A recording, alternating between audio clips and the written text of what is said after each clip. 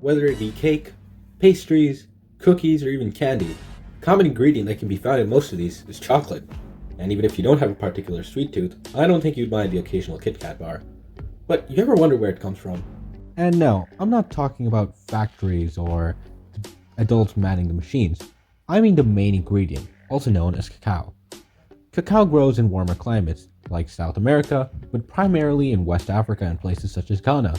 And to harvest these cacao beans, you're obviously going to need labor. And unfortunately, the cheapest way to do this is through children's exploitation. You see, Ghana and the Ivory Coast supply about 70% of the world's cacao, and approximately 2.1 million children work on these farms, many of between the ages of 12 and 16, but reporters have found children as young as 5 years old. This usually starts in the more poverty-stricken areas. Parents expect that their children will be able to get a job in order to help them with finances, or because they want their children to get a good education. However, upon reaching these farms, they are just exploited and used for their labor properties. These poor children are tired, they've been through hell and in poor working conditions. However, there are some things you can do to help. Firstly, would just be spreading the word. Telling more people about this situation and just spreading awareness in itself is a big thing.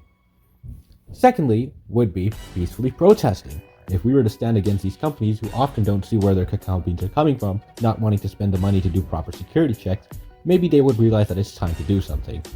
And thirdly, if you have a couple of extra bucks on you, you could donate to charities to poverty-stricken citizens of Africa.